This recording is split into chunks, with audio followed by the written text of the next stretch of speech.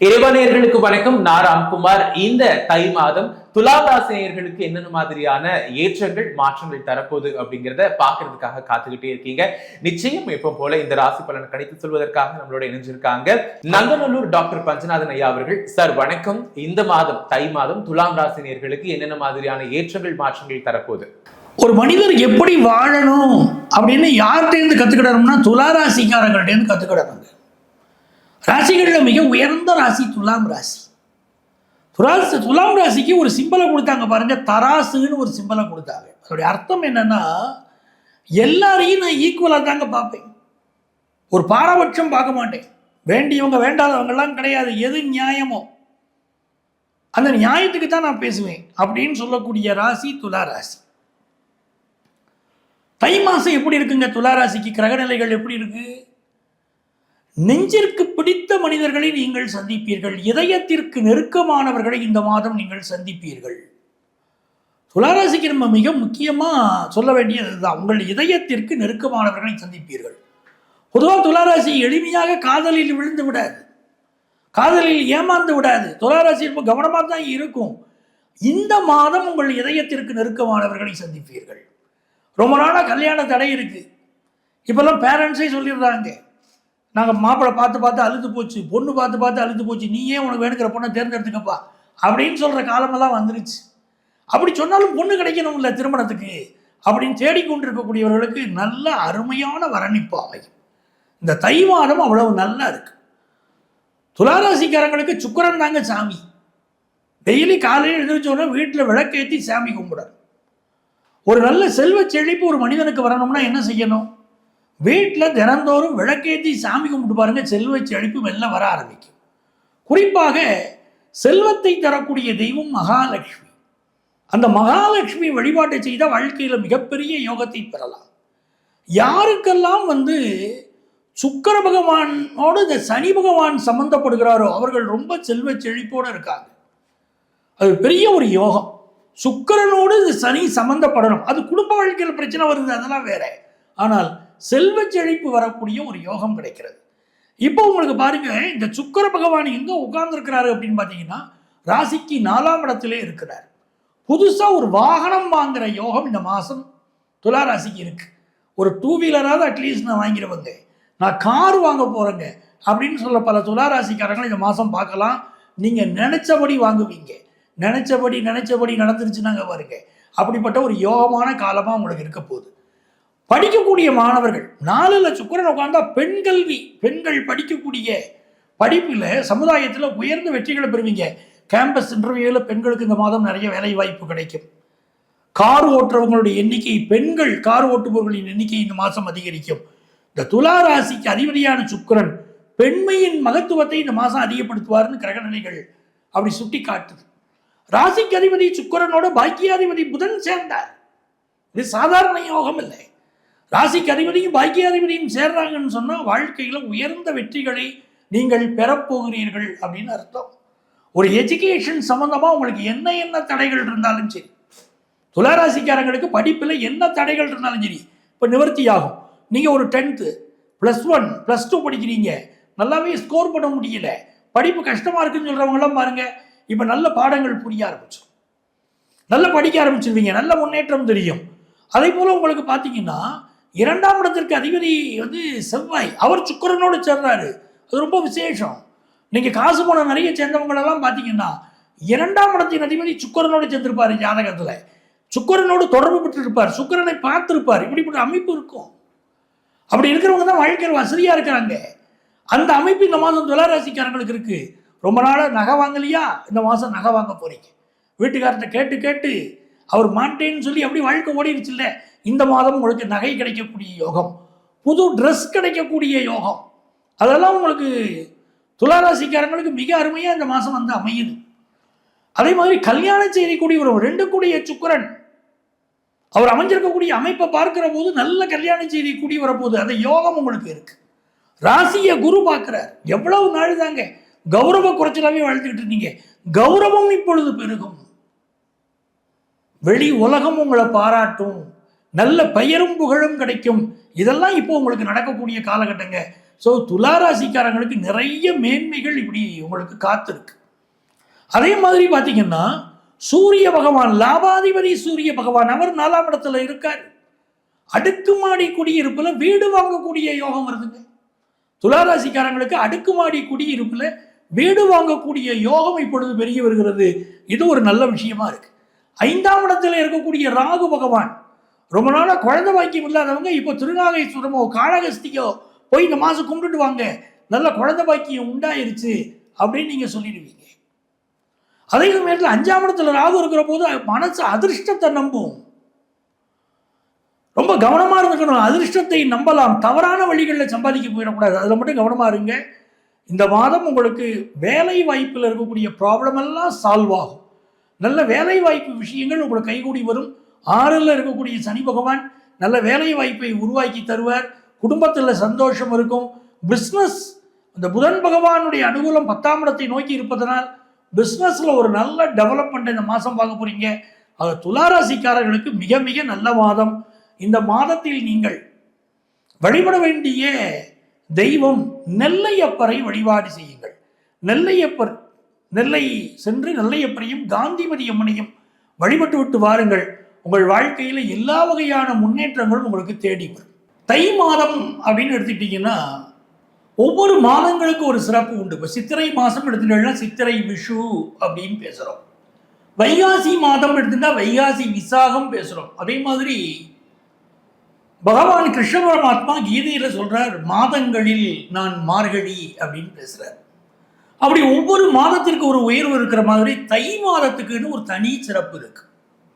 என்ன சிறப்பு அப்படின்னா, சூரிய பகவானுடைய உத்தராயண பயணம் தை மாசம் தான் ஆரம்பிக்கிறது. உத்தராயணம்னு வடக்கு நோக்கிய பயணம். அப்படி சூரிய பகவான் மார்கழி மாதம் முடிந்து தை மாதம் ஆரம்பிக்கிற போதுதான் வடக்கு நோக்கிய பயணம் மேற்கொள்கிறார். ஆகவே தான் அந்த மாதத்தை மிகச்சிறந்த மாதமாக, தை மாதத்தை உயர்வாக நம்முடைய சாஸ்திரங்கள் எல்லாம் சொல்லுது. அதிலும் பார்த்தீங்கன்னா தை மாதம் தான் நம்ம ஊர்ல அறுவடை நடக்கும். அறுவடை செய்த அந்த மகிழ்ச்சியோடு, அந்த பண வசதியோடு புதிய மாதம் தொடங்குகிறது. ஆகவே குடும்பங்கள் எல்லாம், எல்லா குடும்பங்கள்லையும் ஒரு மகிழ்ச்சி இருக்கும். தை பிறந்தாச்சுன்னா கல்யாணம். எல்லா வீடுகளிலுமே சொல்லுவாங்க, தை பிறந்தா வழி பிறக்கும்னா அர்த்தம் நல்ல கல்யாண செய்தி வரும்னு அர்த்தம். என்னென்ன சுப செய்திகளுக்காக தமிழன் காத்திருந்தானோ அத்துணை சுப செய்திகளையும் தாங்கி வரக்கூடிய மாதம் தை மாதம். அதுதான் மிக முக்கியமானது. அப்படி தை மாதம் ஒரு கல்யாண விஷய பேச்சுவார்த்தையை தொடங்குவோம். அறுவடையை செய்கிறார்கள் தை மாதம். அப்படி தை மாதம், மாசி மாதம், பங்குனி மாதம், சித்திரை மாதம், இதிலெல்லாம் பார்த்தீங்கன்னா நல்ல கல்யாண விஷயங்களை கொண்டு வராங்க. நீங்கள் பார்த்தீங்கன்னு தெரியும், முருகப்பெருமானுக்கு அது மாதிரி பெரிய தெய்வங்களுக்கெல்லாம் பங்குனி மாதம் திருக்கல்யாணம் வைப்பார்கள். இதெல்லாம் இந்த அடிப்படையில் தான் ஆரம்பிக்கிறது. தை மாதம் பிறந்தால் எல்லா நன்மையும் பிறக்கும் அப்படின்னு அர்த்தம். இந்த மாதத்துல என்ன ஒரு சிறப்பு அப்படின்னு நம்ம பார்க்கிற போது, இந்த மாதத்துடைய கிரக நிலைகளை பார்க்கணும். இந்த தை மாதத்துல எப்படி கிரக நிலைகள் இருக்குன்னா, மிதுன ராசியில குரு பகவான் விட்டிருக்கிறார். அற்புதமான பலன்களை தரக்கூடிய சுபக்கிரகம் சொல்றோம் இல்லையா, அந்த சுபக்கிரகமாகிய இயற்கை சுபராகிய குரு பகவான் மிதுன ராசியில இருக்கார். அதே மாதிரி சிம்ம ராசியில கேது பகவான் இருந்துட்டு இருக்கார். மகர ராசியில 4 கிரகங்கள், சூரியன், சுக்கிரன், செவ்வாய், புதன், இந்த 4 கிரகங்கள் மகர ராசியில இருக்காங்க. கும்பராசியிலே ராகு பகவான், மீன ராசியில சனி பகவான். இதுதான் கிரகநிலை. சந்திரன் டெய்லி மாறக்கூடியவர். அப்போ இந்த கிரகநிலைகளை பேஸ் பண்ணி தான் இந்த தை மாத பலன்களை நம்ம ராசிக்கு நான் சொல்ல போறேன். நம்ம ராசிக்கு என்ன பலன், என்ன நன்மை நடக்கும், என்ன பரிகாரம் பண்ணணும் அப்படிங்கிறதெல்லாம் உங்களுக்கு நான் விளக்கமா சொல்ல போறேன். அதுக்கெல்லாம் அடிப்படை இந்த பிளானட்டரி பொசிஷன் தான். அதுவும் ஜனவரி மாதம் 15ஆம் தேதின்னு ஆங்கில மாதத்தை ஒரு ஞாபகத்துக்காக சொல்றோம். தை மாதம் பிறப்பது ஆங்கிலத்தில் ஜனவரி 15ஆம் தேதி. அன்றைக்கு தான் பொங்கல் பண்டிகை. நேயர்கள் அனைவருக்கும் எனது இனிய பொங்கல் திருநாள் நல்வாழ்த்துக்களை தெரிவித்துக்கிறேன். 16ஆம் தேதி இந்த மாதம் பிரதோஷம் வருது. மாட்டு பொங்கல் அன்னைக்கு தான் பிரதோஷம். 16ஆம் தேதி சிவபெருமானுக்கு உகந்த நாள். 18ஆம் தேதி சர்வ தை அமாவாசை. நம்முடைய நிகழ்ச்சிகள் எல்லாம் நான் மிகுந்த முக்கியத்துவம் கொடுக்கக்கூடிய ஒரு விஷயம் தை அமாவாசை மாதிரி அமாவாசை தினம். நிறைய ஜாதகங்களை நாங்கள் பார்க்குறோம். பித்ருதோஷம்னே வருது. எப்படி நீக்கிறதுன்னு தெரியலையே சார், என் குடும்பத்தில் நிறைய கஷ்டம் இருக்குன்னு பல பேர் வரா. அதற்கு என்ன காரணம் பார்த்தோம்னா ஜாதகத்தில் இருக்கக்கூடிய பித்ருதோஷம் அதை நீங்குவதற்கு, பிரச்சனைகள் நீங்குவதற்கு அமாவாசை தர்ப்பணத்தை கடைபிடிக்கணும். ரொம்ப அற்புதமான நாள் 18ஆம் தேதி சர்வ தை அமாவாசை, அதை கடைபிடிக்குங்க.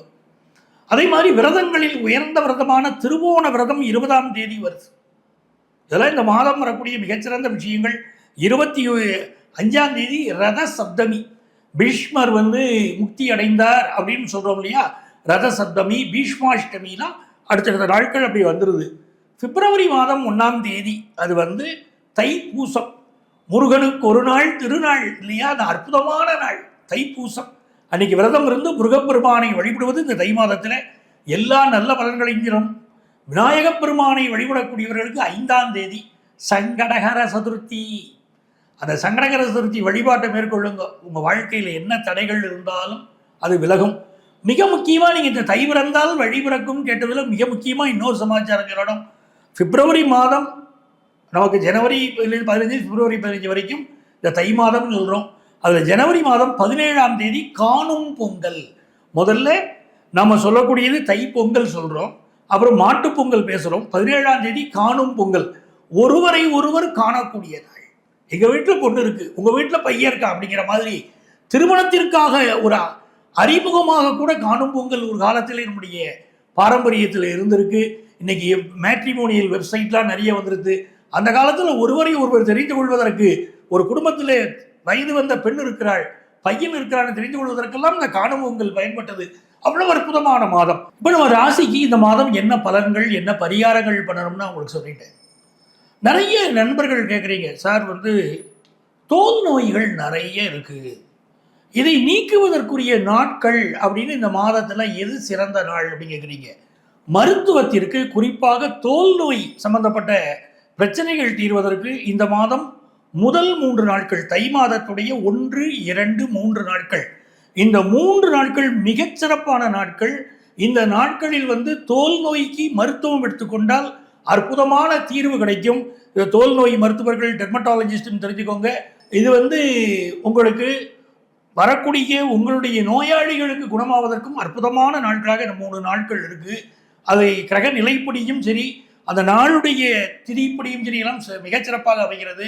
உங்களுக்கு சொன்னேன், ஜனவரி மாதம் 17ஆம் தேதி காணும் பொங்கல், அந்த நாளை பயன்படுத்திக்கணும். அதே போல் 19ஆம் தேதி, இந்த மாதத்துடைய 19ஆம் தேதி இடி மின்னலோடு மழை இருக்கும் என்று பஞ்சாங்க குறிப்புகள் சொல்கிறது. இந்த மாதம் தை மாதத்துடைய பஞ்சாங்க குறிப்புகள் உங்களுக்கு நான் சொல்கிறேன். சேலத்திலே சூறாவளி காற்று இருக்கும் என்று எதிர்பார்க்கப்படுகிறது இந்த மாதம். அதே மாதிரி சென்னைக்கு வடகிழக்கிலே குறைந்த காற்றழுத்த தாழ்வு மண்டலம் இந்த தை மாதம் உருவாகும் என்று நம்முடைய பஞ்சாங்கங்கள் குறிப்பிடுகின்றன.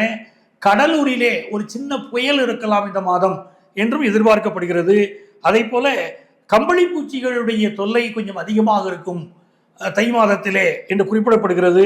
தென் மாவட்டங்களில் கடும் பாதிப்புகள் இருக்கலாம், கடும் புயல் இருக்கலாம் என்று நம்முடைய பஞ்சாங்கங்கள் குறிப்பிட்டு சொல்கின்றன. எனது அருமை நேயர்களே, இந்த தை மாதத்துடைய இவ்வளவு நல்ல பலன்களையும் கேட்டீங்க. இந்த மாதத்தில் நான் உங்களுக்கு குறிப்பிட்டு சொன்னேன், சில ஃபங்க்ஷன்ஸ் இருக்கு பாருங்க. உதாரணமாக பிரதோஷம்.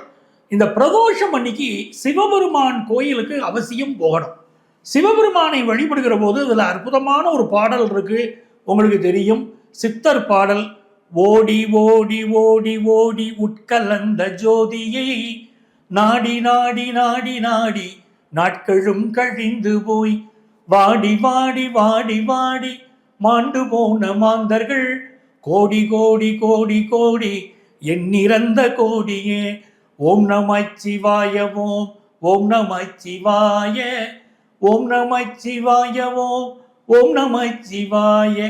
இந்த பாடலை, இந்த மந்திரத்தை திரும்ப திரும்ப பிரதோஷ நேரத்திலே பாடிக்கொண்டிருக்கிற போது, இதை உச்சரிக்கிற போது நமக்கு பிடித்த எல்லா இன்னல்களும் விலகுகிறது. பொதுவாக இந்த தை மாதம் நிறைய நன்மைகள் நமக்கு நடக்கணும்னா குலதெய்வ வழிபாடு செய்யணும். உங்கள் ராசிக்குரிய பலனை நான் சொல்லிட்டேன். குலதெய்வத்துடைய வழிபாட்டையும் இந்த மாதம் மேற்கொள்கிற போது உங்களுக்கு மிகச்சிறந்த பலன்கள், வெற்றிகள் இந்த மாதம் கிடைக்கும். அதே போல் சங்கடகர சதுர்த்தியில் பக்கத்தில் இருக்கக்கூடிய கோயிலில் போய், அதாவது 5ஆம் தேதி சங்கடகர சதுர்த்தி பிப்ரவரி 5 அன்னைக்கு பக்கத்தில் உள்ள கோயிலில் போய் விநாயகருக்கு நடக்கக்கூடிய அபிஷேகத்தில் கலந்து கொள்ளுங்கள். எல்லா வகையான நன்மைகளும் இந்த காலகட்டத்தில் உங்களுக்கு ஏற்படும். இந்த நிகழ்ச்சியை பார்த்து கொண்டிருக்கக்கூடியவர்கள், இங்கே நான் உங்கள் ராசிகளுக்குரிய பொதுவான பலன்களை தான் நான் சொல்லியிருக்கேன். இங்கே எங்களுடைய செல்போன் நம்பர் கொடுத்துருப்பாங்க. உங்களுக்கு உங்கள் ஜாதக ரீதியான ஆலோசனை தேவைப்பட்டால் எங்களுடைய செல்போனை காண்டாக்ட் பண்ணி ப்ரியர் அப்பாயின்மெண்ட் வாங்கிட்டு எங்களை நேரிலேயோ ஆன்லைன் மூலமாகவோ எங்கள்கிட்ட கன்சல்டேஷன் பெற முடியும். உங்கள் வாழ்க்கைக்கு வழிகாட்ட நான் காத்திருக்கிறேன். உங்கள் ஆத்மார்த்த ஜோதிடர் நங்கநல்லூர் டாக்டர் பஞ்சநாதன். சார் ரொம்ப ரொம்ப நன்றி. உங்களுடைய நேரத்திற்காக கண்டிப்பா இணைந்திருப்போம். இறைவாவுடன். தேங்க்யூ.